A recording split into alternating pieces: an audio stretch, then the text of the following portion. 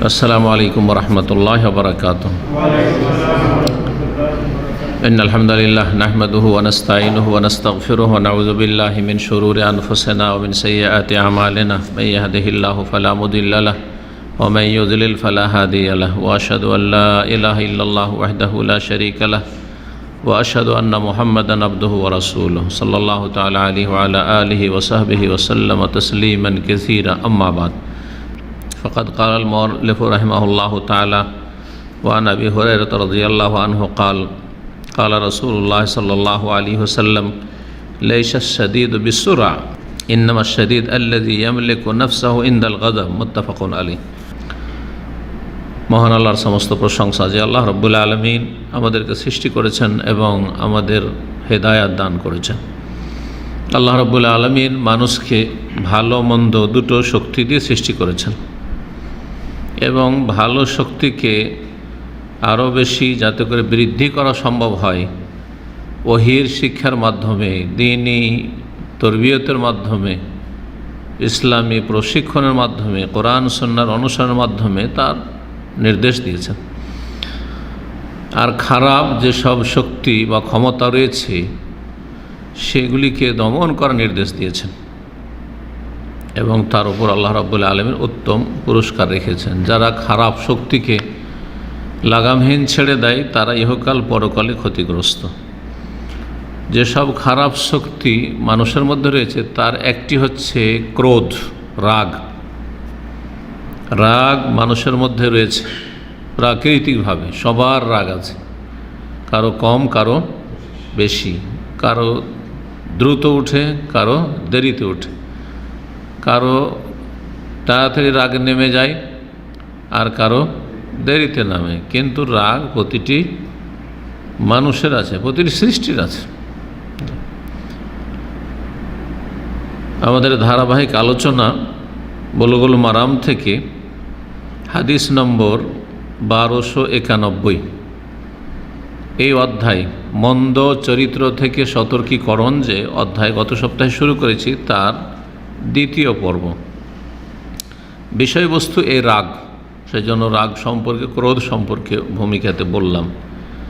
আজ তারিখ 20 রবিউল আউয়াল 1443 হিজরি মোতাবেক 26 অক্টোবর 2021। একটি হাদিস এখানে রয়েছে বুলুগুল মারামে ক্রোধ সম্পর্কে, আর ওর ব্যাখ্যায় কয়েকটি আরও হাদিস আমরা আলোচনা করব ইনশাআল্লাহ তাআলা। এই বিষয়টি নিয়ে শুধু আজকে আলোচনা করব। তাহলে আজকের হাদিসের বিষয়বস্তু হচ্ছে রাগ, ক্রোধ এবং তাকে সংবরণ করা।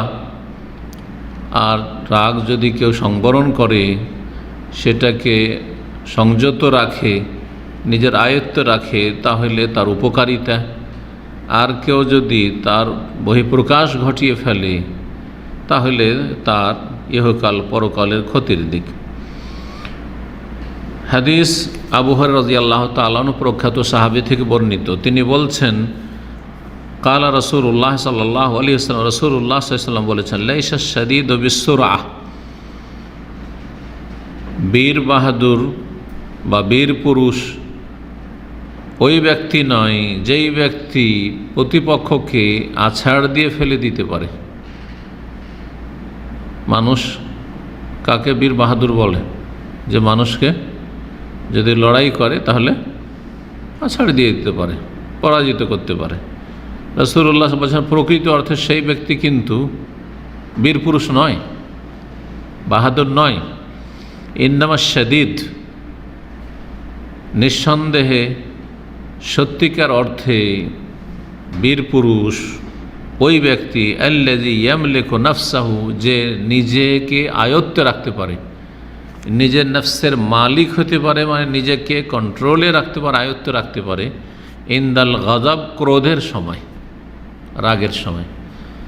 রাগ সুবহানাল্লাহ এত খারাপ জিনিস যে মানুষের রাগ উঠে গেলে নিজেকে আর সামলে রাখতে পারে না, তখন রাগ তার মালিক হয়ে যায়।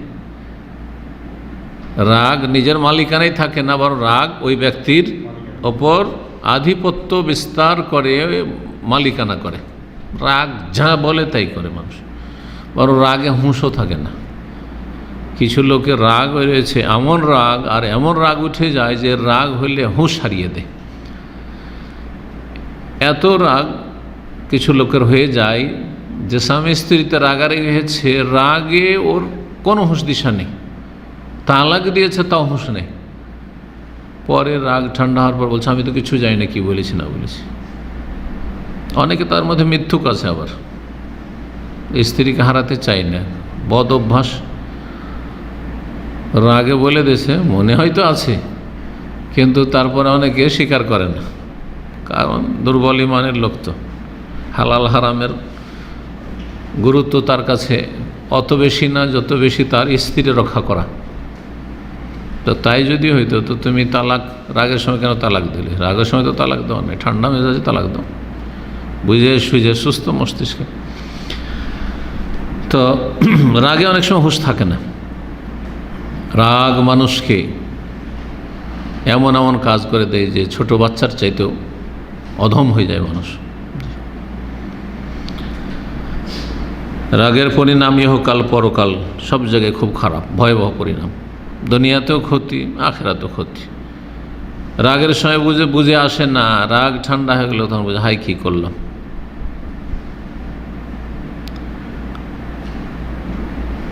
রাসূলুল্লাহ সাল্লাল্লাহু আলাইহি ওয়াসাল্লাম কি বলেছেন যে বীর পুরুষ সেই ব্যক্তি নয় যেই ব্যক্তি আছাড় দিয়ে দিতে পারে। বিশ্বর আসারা ইয়াসরাও মানে কাউকে ধরে আছাড় দিয়ে দাও।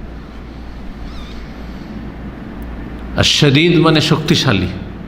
বীর পুরুষ নিঃসন্দেহে শক্তিশালী ওই ব্যক্তি যেই ব্যক্তি রাগের সময় নিজেকে আয়ত্তে রাখতে পারে, কন্ট্রোলে রাখতে পারে। মুত্তাফাকুন আলাইহি, বুখারী মুসলিমের হাদিস।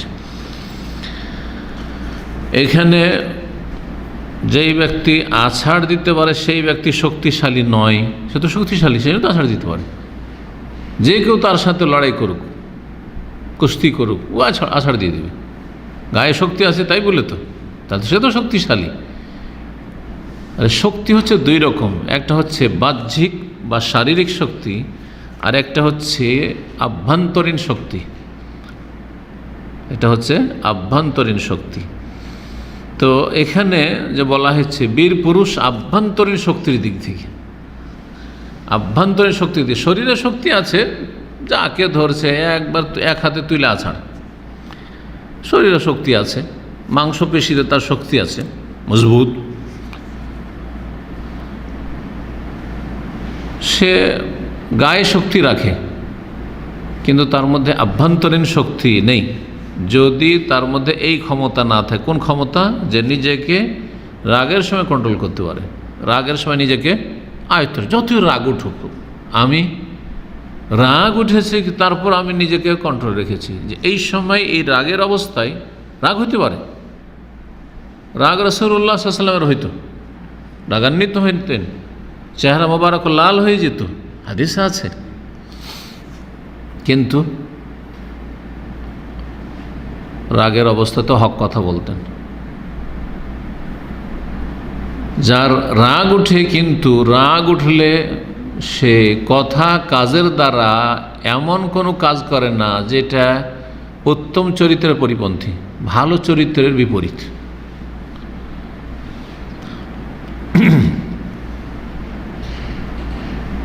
নিজেকে কন্ট্রোল করতে হবে। শরীরের শক্তি হচ্ছে বাহ্যিক শক্তি, আর ভিতরের শক্তি হচ্ছে ওয়াতে মানবী, মানে আভ্যন্তরীণ শক্তি। সেটা হচ্ছে নিজেকে সবসময় কন্ট্রোলে রাখা, আবেগী না হওয়া, রাগের বহিঃপ্রকাশ না ঘটিয়ে দেওয়া, বাস্ট না হয়ে যাওয়া।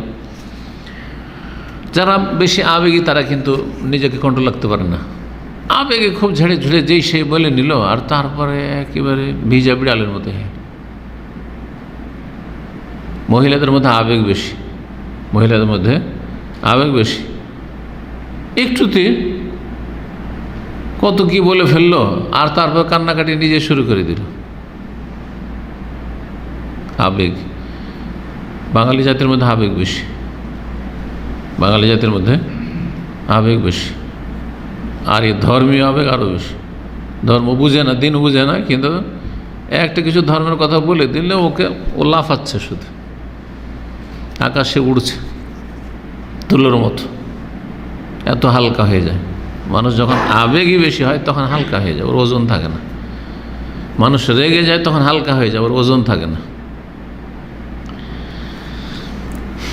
রাগ আবেগ ভালো জিনিস নয়।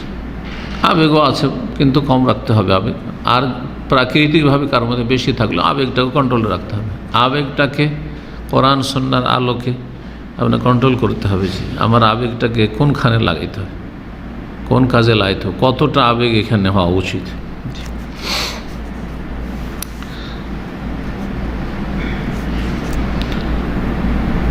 ভাষ্যকার বলছেন যে এই হাদিস দ্বারা প্রমাণিত হয় যে সত্যিকার শক্তি শুধু গায়ের শক্তি নয়, মাংসপেশির শক্তি নয়, বরং সত্যিকার শক্তি হচ্ছে আভ্যন্তরীণ শক্তি।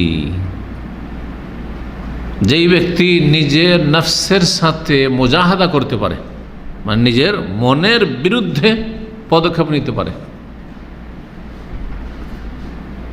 মনের মধ্যে খারাপ দিক আছে, না ওর বিরুদ্ধে আপনাকে নিতে হবে, না এগুলো খারাপ দিক, বুঝতে পারছেন এগুলো খারাপ, তাহলে ওর বিরুদ্ধে আপনাকে সিদ্ধান্ত নিতে হবে।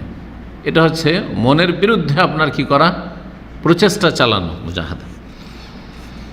সুতরাং রাগের লাগামকে ধরে রাখতে হবে। রাগ যেন এমন না হয়, এমন অবস্থা না চলে যায় যে সেই রাগ আপনাকে হারাম কাজ করিয়ে দিল, অথবা জবান দিয়ে হারাম নাজায়েজ কথা বলিয়ে দিল, জবান দিয়ে অশ্লীল কথা বেরিয়ে গেল, অকথ্য ভাষায় গালাগালি, কারো উপর লানতান করা, কারো উপর মিথ্যা অপবাদ দেওয়া। তাহলে কথার দ্বারা রাগের বহিঃপ্রকাশ ঘটে, অশ্লীল কথা, গালমন্দ ইত্যাদির মাধ্যমে, অথবা অন্যায় কাজের মাধ্যমে মারতে শুরু করলো, রাগে থামতে পারলো না।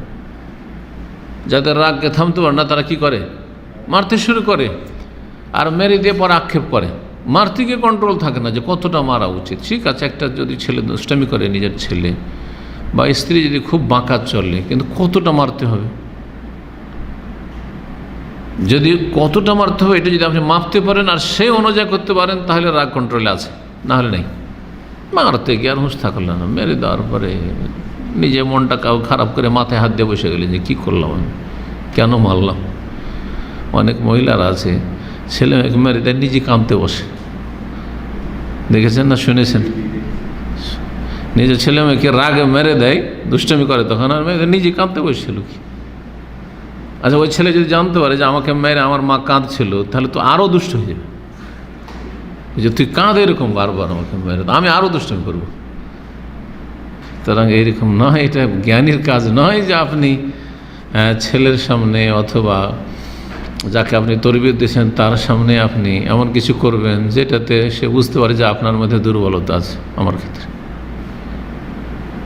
আর মারটা তো শেষ গতির গতি, মায়ের যেতে হবে না। বিনা মারে যে ভালো তরবিয়ত করতে পারে, নবী সাল্লাল্লাহু আলাইহি ওয়াসাল্লাম কাউকে মারেননি, না স্ত্রীকে, না মেয়েদেরকে, না কোনো খাদেমকে, দাস দাসী, কাউকে মারেননি, কাউকে না, কোনো সাথী সঙ্গীকে মারেননি। তবে আল্লাহ রাব্বুল আলামিনের বিধান যদি কেউ লঙ্ঘন করেছে আর তার জন্য দণ্ডবিধান কায়েম করা ফরজ, তখন সেটা আল্লাহর জন্য করে, নিজের জন্য নয়। মানুষের রাগ হচ্ছে এমন একটি শক্তি যেটা আল্লাহ রাব্বুল আলামিন মানুষের মধ্যে প্রাকৃতিকভাবে সৃষ্টি করে রেখেছেন। যখন রাগ উঠে যায় তখন ভিতর থেকে এমন কিছু হয় যাতে প্রতিশোধ নেওয়ার ইচ্ছা হয়, প্রতিশোধ নেওয়ার ইচ্ছা হয়।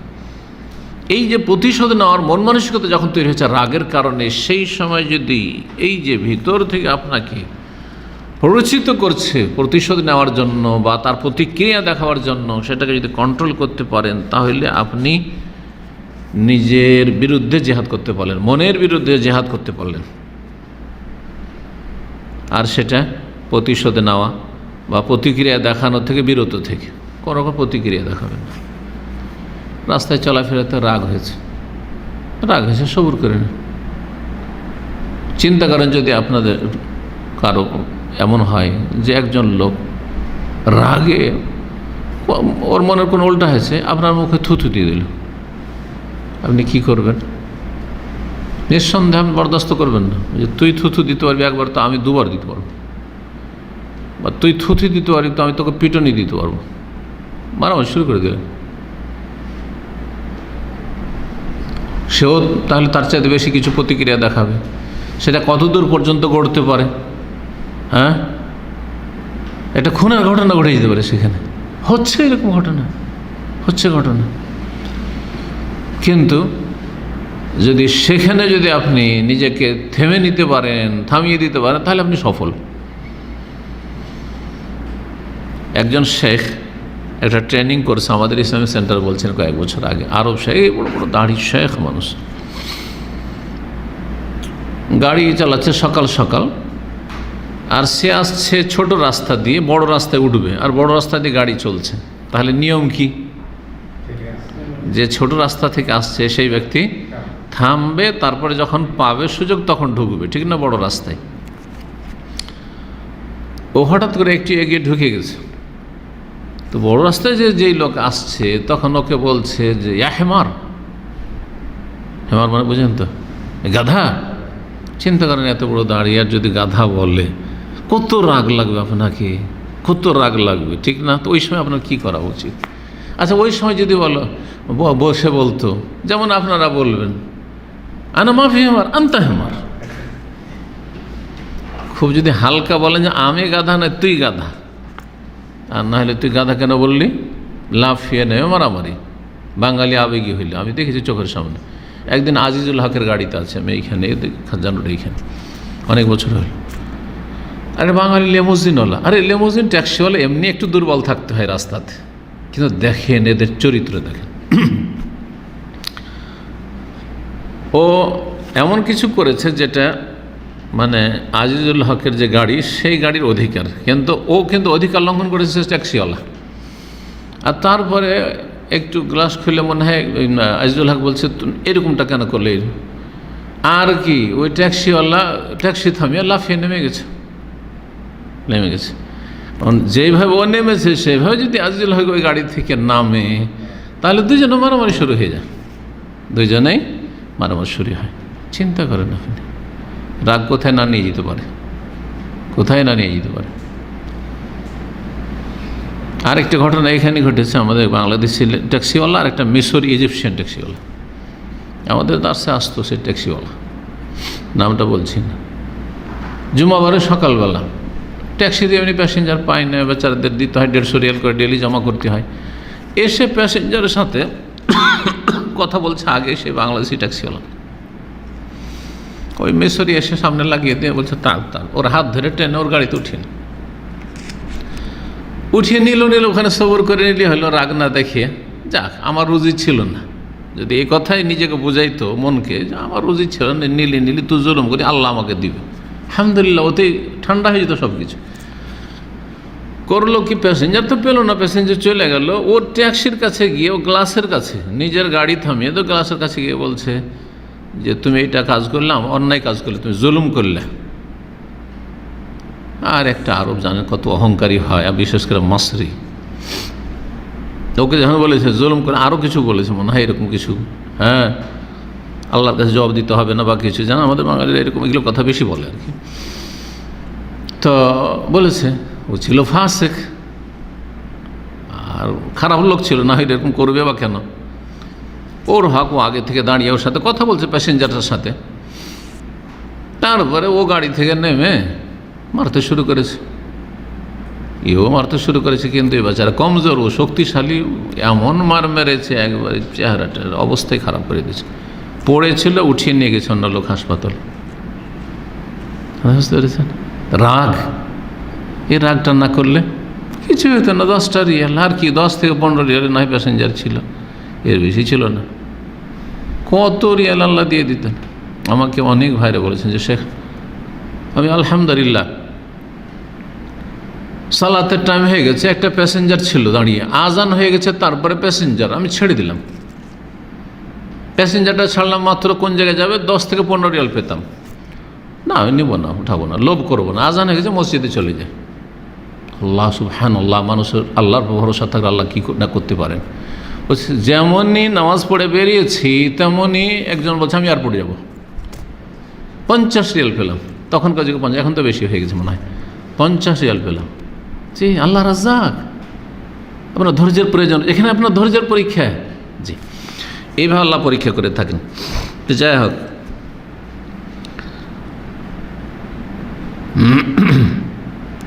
আরেকটি হাদিস রাগ সম্পর্কে রয়েছে সহিহ বুখারীতে। আবু হুরায়রা রাদিয়াল্লাহু তাআলা আনহু থেকে ওই হাদিসটি বর্ণিত হয়েছে। জনৈক সাহাবী এসে রাসূলুল্লাহ সাল্লাল্লাহু আলাইহি ওয়াসাল্লাম বললেন, আউসেনি ইয়া রাসূলুল্লাহ, হে আল্লাহ রাসূল, আমাকে কি করুন, ওসিয়ত করুন, মানে উপদেশ দেন। কথার ওসিয়ত মানে উপদেশ, আর টাকা পয়সার ওসিয়ত মানে ধন সম্পদে কারোর জন্য ওসিয়ত করে যে আমার এত টাকা বা এই জমিটা অমুককে দিয়ে দিও আমার ইন্তেকালের পরে, এটা হচ্ছে ধন সম্পদের ওসিয়ত। কথার ওসিয়ত মানে উপদেশ দেন আমাকে। লোকটি উপদেশ চাইলেন। রাসূলুল্লাহ সাল্লাল্লাহু আলাইহি ওয়াসাল্লাম, লা তাগদাব, তুমি রাগ করিও না, রাগ করিও না, রাগ দেখাবে না, রাগের বহিঃপ্রকাশ ঘটাবে না, যেটা বলেন না কেন। রাগ যার আছেও রাগ উঠবে, যার তাড়াতাড়ি উঠে তাড়াতাড়ি উঠবে। হ্যাঁ, আর রাগের কিছু হইলে সবারই রাগ হবে। এমন কিছু করেছে যে যে কোনো ব্যক্তির সাথে এরকম করলে রাগ হবে। ওই ঘটনাটা কিন্তু কমপ্লিট করেনি ওই শাইখের, পুরা করেছিলাম কি পুরা করেনি, থেকে গেছে, ওটা গুরুত্বপূর্ণ। তো যেটা বলছিলাম হাদিসের দিকে পরে আসছি, যে ওই শাইখকে কি বলেছে, হেমা রে গাধা, তুমি দেখছো না তুমি? তখন ও হাসি মুখে নিজের দিকে একটু তাকাচ্ছে, মানে ভান করে, অ্যাক্টিং করে তাকিয়ে বলছে, আলহামদুলিল্লাহ আনা ইনসান, আলহামদুলিল্লাহ আমি তো দেখছি আমি তো একটা মানুষ, আমি তো আর গাধা টাধা না, আলহামদুলিল্লাহ মানুষ। এই যে আমি মানুষ বললো আর কিছু বললো না, ওই লোকটি লজ্জা পেয়ে গেল, চলে গেল, আর কিছুই বললো না, কিছুই বললো না। সেই লোক যে গাল দিল চলে গেল, ও চলে গেল, ও চলে গেল, ঝামেলা শেষ হয়ে গেল। কিন্তু এখানে যদি আলহামদুলিল্লাহ আমি মানুষ এ কথা না বললে, তুমি গাধা আমি মানুষ, তুমি গাধা আমি মানুষ, আমাকে গাধা বলে তুমি গাধা, তাহলে মারামারি শুরু হয়ে যেত, একটা কিছু হইতো। এর আগে বলেছি, আপনারা শুনেছেন কিনা এই গল্প, দুই বাংলাদেশি কওমি মোল্লার দেশ থেকে দাওরা ফারিগ হয়ে এসছে, হাফেজও হইতে পারে, মসজিদে থাকতো এদিকে কোথাও, আর মাদ্রাসার ওই ইগুলো চালাইতো, মাইক্রো চালাইতো, মাদ্রাসার টিপ মারতো, ওই মাইক্রো চালাতো। দুইজনের টাকা পয়সা কিনে রাগারাগি হয়েছে, ছাদের উপরে বসে রাগারাগি হয়েছে, আর রাগারাগি মানে খুব রাগারাগি, একদম মারামারি পর্যায়ে। তখন তাদের একজন যে দুর্বল, ওর কাছে হয়তো মার খেয়েছে একটু, এসে ওর গাড়িতে আগুন লাগিয়ে দিয়েছে, নিচে এসে ওর গাড়িতে আগুন লাগিয়ে দিয়েছে। ইবনে খলদুনের ঘটনা আপনাদের এই আদামার পরে, ইবনে খলদুন রোডের ওপারে গেলে ইবনে খলদুন, ও দেখলো যে আমার গাড়ি তো দাওয়া করে জ্বলছে, তখন ওর কি আর রাগ থামে, বলছে তুই আমার গাড়ি জ্বালাবি তো তোর গাড়ি রাখবো। ওর গাড়ি থেকে ও আগুন দিয়ে দিছে, দুটো গাড়ি জ্বলতে আসে, দুটো গাড়ি জ্বলে শেষ। পুলিশ আসলো, আসার পরে দুজন কি উঠিয়ে নিয়ে গেল, উঠিয়ে নেওয়ার পরে দুজনকে এক্সিটে পাঠিয়ে দিল, দুইজনে বাংলাদেশ। কথা বোঝা গেছে, দুজনের গাড়িও শেষ আর দুইজনে বাংলাদেশ। কিসের পরিণাম? রাগের পরিণাম। লা তাগদাব, রাগ করিও না, রাগকে কন্ট্রোল করো, তুমি তাহলে বীর বাহাদুর। যথেষ্ট ছিল। কয়টা পয়সার জন্য? কটা পয়সার জন্য? কি এমন ছিল? কোন একটা দ্বন্দ্ব ছিল? এরকম বহু ঘটনা রয়েছে। আমি একটি কেসাস মানে হত্যার বদল হত্যা, হত্যার বদল হত্যা, একটি কেসাসের সরাসরি অনুবাদ করেছি কাজীর। সেই কাজী খুব আমাকে কাছে থেকে জানতো, খুব ভালোবাসতো, এখনও মাঝে মাঝে ফোন দেন। উনি বড় পোস্টে এখন চলে গেছেন, হাইকোর্টে চলে গেছেন। আগে কাতিফ যে কোর্ট ছিল, কাতিফ কোর্টে উনি কাজী ছিলেন। তো ওনার কাছে কেসটি ছিল, একজন শিয়া সিহাতের কফিল, আর বাংলাদেশি হচ্ছে আমেলতার। বাংলাদেশি আমেলতার কাছে কাজ করেছে 1900 রিয়াল পাবে, বেশি না, 1900টা রিয়াল পেত। কফিল এত হারামি যে সে 1900 রিয়াল দিত না, যখনই চাইতে যেত যখন তখন মারত। কয়েকবার খাওয়ার পরে ওর ভিতরে তখন রাগ হয়ে যায়। এখন এই রাগের প্রতিক্রিয়া কি করব? একে খুন করব, একে খুন করব। একদিন অস্ত্র নিয়ে ধারালো চাকু নিয়ে এসে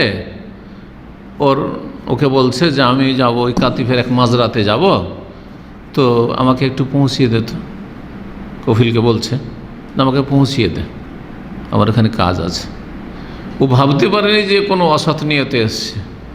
ও ভাবছে, ও আর এটা কল্পনা নেই যে ওকে টাকা দিনে যখন তখন মারছি, তো ওইটাও ভয় নেই। ও মনে করেছে যে আমি সৌদি, আমার কি করে নেবে, আর ওর মত আছে। ওকে পৌঁছাইতে গেছে, যখন মাঝরাত দিকে চলে গেছে নির্জন এলাকায়, তখন ওকে বলছে টাকা দে। তুই বলছে টাকা দেবো না। আমি কী করবি? টাকা দেবে। চাকু বের করে তখন মারতে শুরু করেছে। এই চাকু মারতে শুরু করেছে, ধাক্কাধাক্কি, গাড়ির মধ্যে অনেক ধাক্কাধাক্কি হয়েছে। তারপরে ওকে কয়েকবার চাকু মেরে টেনে ওকে গাড়ি থেকে টেনে ফেলে আর তারপরে ওখান থেকে খুন করে দিয়ে জবাই করে দিয়েছে। ওকে যখন তখন করার পরে জবাই করে দিয়ে, মানুষ যারা প্রথম খুন করে, যারা অনেকবার খুন করেছে, এগুলো পড়ে শুনে বলছি আমরা, খুনিদের এরকম দৃশ্য দেখিনি, কিন্তু এগুলো পড়ে বলছি। খুন করার পরে মানুষ দিশেহারা হয়ে যায়। ও আর কোথায় পালাবে, আর সৌদি আরব কোথায় পালাবে? ও খুন করার পরে ওই মাজরার জঙ্গলে 2-3 দিন লুকিয়ে থেকে গেছে, 2-3 দিন থেকে গেছে। পুলিশ তল্লাশি করতে করতে করতে করতে কেউ মাজরা থেকে ধরে নিয়েছে। ওকে কী করে ধরা পড়েছে? যেখানে খুনকে সেখান থেকে দূরে গিয়ে, কিন্তু মাজারের ভিতরে ধরেছে। তারপরে মানে পুরো যেহেতু ঘটনা, আমাদেরকে অনুবাদগুলো কিন্তু পুরো ঘটনা পড়তে হয়, যতগুলি কেস লেখা থাকে, যত পেজ লেখা থাকে সবই পড়তে হয় আমাদেরকে, পড়ে অনুবাদ করে শোনাইতে হয় ওরকম করতে গেলে। আর তারপরে স্বীকারোক্তি করতে হয় যে তুমি এগুলো স্বীকার করছো না, এগুলো বানানো কথা বা বাড়াবাড়ি কথা। যদি বলে হ্যাঁ সব ঠিক আছে, তো তারপরে সাইন করবে, আর যদি বলে যে না ঠিক নেই, তো কি ঠিক আছে, তখন আবার লেখা হয়। যাই হোক, ফাইনাল কয়েকবার অনুবাদ করার পর ফাইনালে আমাকে নিয়ে গেল, ডাকলো, গেলাম কাজীর সাথে। তারপরে ও কাতিফ জেলে গেল যেখানে ও আসামি আছে। যাওয়ার পরে তাকে তওবা পড়ানো হইলো, কালিমা পড়াইলো, তাকে নসিহত করা হইলো। কাজী সাহেব শেষখানে বললেন যে ওনাকে আপনি বলেন যে মাত্র 1900 টাকা, 2000 রিয়াল তোমাকে যদি নাই দিত তো আখেরাতে পেতে, কিন্তু এই চিন্তা করো যে 2000 টাকার জন্য, 2000টা রিয়ালের জন্য আজকে তোমার প্রাণটা চলে যাচ্ছে, তুমি যে খুন করেছ। 5 বছর জেল খাটার পরে তারপরে মৃত্যুদণ্ড হচ্ছে, কিসাস সাজা, মানে চূড়ান্ত ফায়সালা হচ্ছে আর কি। আল্লাহ হেফাজত করেন। তো রাগ যে মানুষকে কোথা থেকে কোথায় পৌঁছে যায়, পৌঁছে দেয়, আর ইহকাল ধ্বংস করে, দুনিয়া আর আখেরও ধ্বংস করে। ইহকাল ধ্বংস হল, নিজের জীবনটা গেল, কখনো নিজে খুন হইল, অথবা কাউকে খুন করার কারণে নিজেকে কেসাসে খুন হইতে হলো, যেটাই হোক না কেন ক্ষতি হলো, আর আখেরাতে ক্ষতি হলো। যদি তওবা করে থাকে আল্লাহ মাফ করবেন, কিন্তু ক্ষতি শুধু নিজের নয়, নিজের ক্ষতি হলো, নিজের প্রাণ গেল, নিজের স্ত্রী বিধবা হইল, ছেলে মেয়েরা এতিম হইল, বাপ মা বৃদ্ধ ছিল, তাদের রুজির উৎস ছিল এই ছেলে, সেটা গেল, সব গেল। আল্লাহ, মান সম্মান গেল, এলাকাবাসী সবাই জানলো যে অমুক এই কাজ করেছে, অপরাধে সেজন্য এই হয়েছে। কতদূর না পৌঁছাতে পারে মানুষকে। তো রাসূলুল্লাহ সাল্লাল্লাহু আলাইহি ওয়াসাল্লাম সাহাবীকে কী বলেছে, যে হাদিসটা বলছিলাম, যখন তিনি বললেন যে হে আল্লাহ রাসূল আমাকে কী করেন, উপদেশ দিন। বলেছেন লা তাগযাব, তুমি রাগ দেখাবে না, রাগ করবে না, 3 বার করে বলেছিলেন। ওই সাহাবী ভাবছেন যে আরও বড় কোনো আমাকে উপদেশ দেবেন, একটাই উপদেশ দিচ্ছেন, কেন শুধু রাগ দেখাইও না, রাগ করিও না, রাগ করেন, কেন বলেছিলেন? ভাষ্যকাররা বলেছেন যে নবী সাল্লাল্লাহু আলাইহি সাল্লাম সময় উপযোগী কথা বলতেন, ব্যক্তিকে সামনে রেখে কথা বলতেন। এই ব্যক্তির জন্য কি প্রয়োজন, এই পরিস্থিতিতে কি প্রয়োজন। তো দেখছেন যে এই লোকটি রাগী, তাহলে নবী সাল্লাল্লাহু আলাইহি ওয়াসাল্লামের কাছে অলরেডি খবর ছিল যে এই লোকটি খুব রাগী মানুষ, গরম মেজাজ, এর রাগের জন্য তার ইহকাল পরকালের ক্ষতি হবে। এই জন্য যেখানে যেই রোগ সেই রোগের চিকিৎসা। নবী সাল্লাল্লাহু আলাইহি ওয়াসাল্লাম শুধু একটি উপদেশ 3 বার করে রিপিট করলেন। এই যে রাগ করিও না, এর অর্থ কী?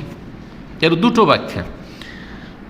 একটি হচ্ছে যে এমনভাবে তুমি চলো যাতে করে তোমার রাগ না উঠে, মানে এমনভাবে তুমি চলো যাতে তোমার রাগ না উঠে।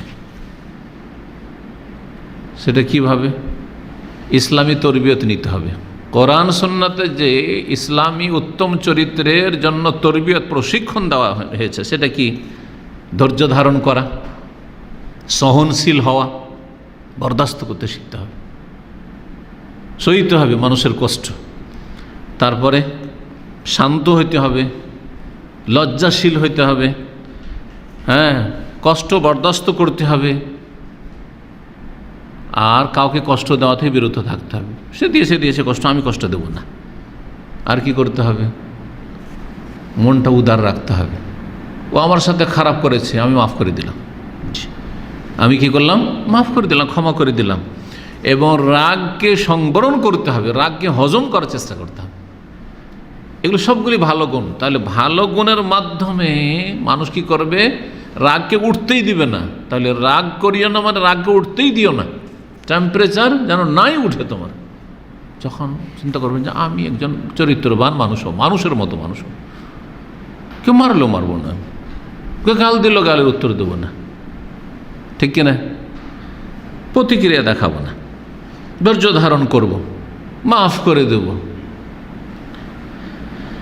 যখন মানুষ এই উত্তম চরিত্রগুলি দিয়ে নিজেকে কি করবে? চরিত্রবান করবে, সুসজ্জিত করবে, তখন এটা তার অভ্যাসগত বিষয় হয়ে যাবে, যেন তার প্রাকৃতিক বিষয়, মজ্জাগত বিষয়, নেচার হয়ে গেছে বরদাস্ত করা। গাল খেয়ে বরদাস্ত করা, মার খেয়ে বরদাস্ত করা, মানুষের খারাপ কথা শুনে বরদাস্ত করা, কে কি করছে না করছে যাক, ওইসব আমার শোনার দরকার। এতে কি হবে? রাগ উঠবে না, বা রাগের যে প্রতিক্রিয়া ওগুলো আর হবে না। এই হাদিসের আরেকটি অর্থ হচ্ছে যে রাগ যদি উঠেও যায়, আর মানুষ তখন রাগ উঠতে পারে, কখনো রাগ উঠেও যায়, টেম্পারেচার উঠে গেল, তাহলে তুমি অবশ্যই এই কাজটি করবে যে রাগের প্রতিক্রিয়া দেখাবে না, রাগ অনুযায়ী কাজ করবেন না। রাগ উঠেছে, চুপ হয়ে যান।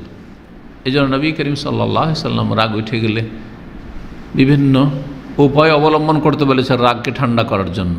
একটি হচ্ছে দাঁড়িয়ে থাকলে বসে যান, বসে থাকলে বসে বসে রাগ উঠে গেছে তাহলে শুয়ে যান, দেখবেন পরীক্ষা করে রাগ ঠান্ডা হবে।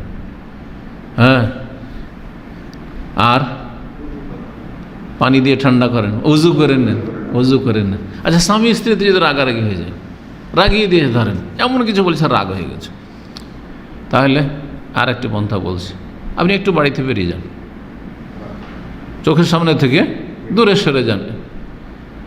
এইরকমই মা বোনদেরকে বলবো, স্বামী রেগে গেছে, একটু চোখের সামনে থেকে উঠে যান, প্রতি উত্তর করিয়েন না, ওকে বর্ষিতে দেন, যা বলছে বলুক, কিচ্ছু উত্তর দেবো না, মুখ বন্ধ, আর একটু চোখের আড়ালে কাজে ব্যস্ত, অন্য কাজে লেগে যান আপনি। কিন্তু উত্তর দিলেই ফটোর করে যখন উত্তর দেবে তখন ও তারও টেম্পারেচার বাড়ছে, বুঝা গেছে? দাম্পত্য জীবনে যদি সুখ শান্তি চান, দুজনে একসাথে রাখবেন না। একজন রাখলে আর একজন ঠান্ডা হয়ে যাবেন। যখন দেখবে যে আমার স্ত্রী খুব গরম হয়ে গেছে, আপনি ঠান্ডা হয়ে যান, আর আপনার স্ত্রীকে বলে রাখেন। আগের সালাফদের এরকম উক্তি রয়েছে যে তোমার স্ত্রী যদি রেগে যায় তো তুমি ঠান্ডা হয়ে যাও, আর স্ত্রীকে বলে রাখেন যে আমি যদি রেগে যাই তাহলে তুমি উত্তর দিও না, চুপ হয়ে যাও, ঠান্ডা হয়ে যায় তখনকার মতো, কিছুক্ষণ পরে আমি ঠান্ডা হয়ে যাই, কিন্তু উত্তর পেলেই গরম হইতেই থাকবে। এই জন্য আলী রাদিয়াল্লাহু তাআলা আনহু একদিন বাড়িতে একটু রাগ হয়েছে, তখন মসজিদে শুয়ে গেছেন, জানেন ঘটনা? তখন নবী করিম সাল্লাল্লাহু আলাইহি সাল্লাম এসেছেন জামাইয়ের বাড়িতে, মেয়ের বাড়িতে, এসে বলছেন আইনা আলী, আলী কোথায়? ফাতেক বলছেন যে যাই না, কোথায় যে গেছে, চলে গেছে বাইরে। তলাশ করতে করতে দেখছি যে মসজিদে এসে ধুলোতে শুয়ে আছে। মসজিদে এসে একটা চাদর ছিল, চাদরটা সরে গেছে, আর তারপরে গায়ে ধুলো লেগে গেছে, শুয়ে ঘুম চলে এসছে, ধুলো লেগে গেছে। তখন নবী সাল্লাল্লাহু আলাইহি ওয়াসাল্লাম বলছেন কুমি আবা তোরাব, কুমি আবা তোরাব, হে তোরাব, তোরাবের বাপ, মানে তোরাব মানে ধুলো, মাটি, হে মাটির বাপ উঠো, মাটির বাপ উঠো। তাহলে বোঝা গেল যে রাগ হইলে বাড়ি থেকে একটু বেরিয়ে যান, কিন্তু বাড়ি থেকে বেরিয়ে আবার দীর্ঘ সময়ের জন্য পালিয়ে যায় না, এটা আরেকটা বিপদ আবার, তাই না? টেনশনে ফেলে দিন না, কিছু সময় 1 ঘন্টা চোখের আড়ালে, ওর মধ্যে ও ঠান্ডা হয়ে গেছে, আপনিও ঠান্ডা হয়ে গেলেন, চলে এসেন বাড়ি ফিরে।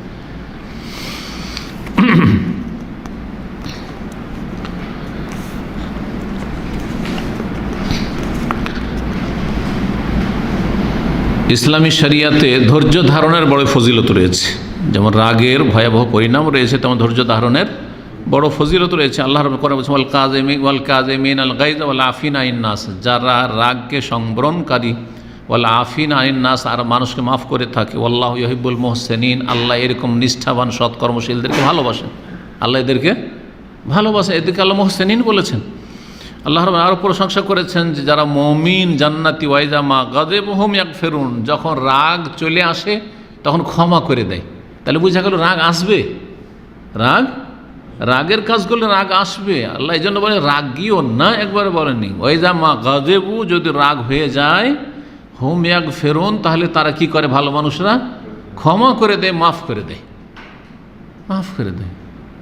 আর ধৈর্য ধারণ করলে মাফ করতে পারে। একটি হাদিস রয়েছে আবু দাউদ তিরমিজিতে, এবং ইমাম তিরমিজি হাদিসটিকে হাসান বলেছেন, আল্লামা আলবানী হাসান বলেছেন। এই হাদিস দিয়ে শেষ করছি।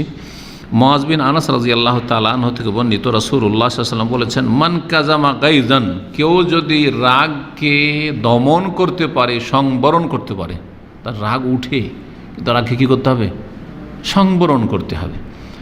ওয়া হুয়া কাদিরুন আলা আন ইউনাফিযাহু, অথচ সেই ব্যক্তি সেই রাগের প্রতিক্রিয়া দেখাতে সক্ষম ছিল। রাগ যার হয় সে 2 ভাগে বিভক্ত, মানে যাদের রাগ উঠে, আর সবারই রাগ উঠে, 2 ভাগে বিভক্ত। কেউ রাগ উঠলে প্রতিক্রিয়া দেখাতে পারে, প্রতিশোধ নিতে পারে, আর কেউ প্রতিশোধ নিতে পারে না। আপনি একজন সাধারণ একটা কর্মচারী, কখনো কফিলের মালিকের অথবা ম্যানেজারের খারাপ আচরণ রাগ হয় না, কিন্তু আপনি কিছু করতে পারছেন না, রাগ হইলেও কিছু করতে পারছেন না। তো লাইসা বিকাদির আলা ইয়ানাফিযা, আপনি কিছু দেখাইতে পারছেন না, তাহলে তো এমনি বরদাস্ত করবেন, আপনার দুনিয়ার স্বার্থে বরদাস্ত করেন, আপনার বেতনের স্বার্থে, আপনার চাকরির স্বার্থে, এখানে থাকার স্বার্থে, তাই না? আর অনেকে এটাও পারে না, তখন এক্সিট লাগে, ক্ষয়ক্ষতি হয়। কিন্তু ফজিলত কখন, যখন আপনি পারবেন প্রতিক্রিয়া দেখাতে, স্ত্রীর ওপর আপনি শক্তিশালী, আপনি প্রতিক্রিয়া দেখাতে পারবেন। ছেলে মেয়েদের ওপর, এখনও নাবালক তারা, এমন নয় যে গায়ে জোর হয়ে গেছে ছেলের, রাগ দেখাতে পারবেন আপনি। আপনার চাইতে দুর্বল যে ব্যক্তি, আপনার নিচে, সে রাগ দেখাতে পারবেন। তারপরেও আপনি কি করলেন, রাগকে সংবরণ করলেন, তাহলে এর ফজিলত রয়েছে। দাহুল্লাহ আলা রউসিল খালায়েকে, কিয়ামতের দিন আল্লাহ রাব্বুল সমস্ত সৃষ্টি জগতের সামনে, সবার সামনে আল্লাহ ডাকবেন ওই ব্যক্তিকে, যে ব্যক্তি রাগকে সংযম করেছে। ওয়া ইউখাইয়িরুহু মিন আইয়িল হুরি শার, তাকে আল্লাহ চয়েস দেবেন, যে তুমি চয়েস করো কোন হুর চাও, কোন হুর তুমি চাও, তুমি চয়েস করো, তোমার ইখতিয়ার, তোমার স্বাধীনতা। এখানে আজকের আলোচনা শেষ করছি। আল্লাহ রাব্বুল আলামিন যেন আমাদেরকে কোরআন এবং হাদিস অনুযায়ী আমলের তৌফিক দান করেন, রাগকে সবসময় ঠান্ডা রাখার তৌফিক দান করেন, রাগের কুপরিণাম থেকে, ভয়াবহ পরিণতি থেকে আল্লাহ যেন আমাদেরকে বাঁচিয়ে রাখেন। কারো রাগের কারণে যেন আমাদের ক্ষতি না হয়, আল্লাহ যেন সে অনিষ্ট থেকে রক্ষা করেন, আর আমাদের রাগে আমাদের যেন ক্ষতি না হয়, আর অন্যের যেন ক্ষতি না হয়, এই অনিষ্ট থেকেও, এই শার থেকে আল্লাহ রাব্বুল আলামিন যেন আমাদের হেফাজত করেন। ওয়া সাল্লাল্লাহু সাল্লামা নবিয়ানা মুহাম্মদ ওয়া আলা আলিহি ওয়া সাহবিহি আজমাইন।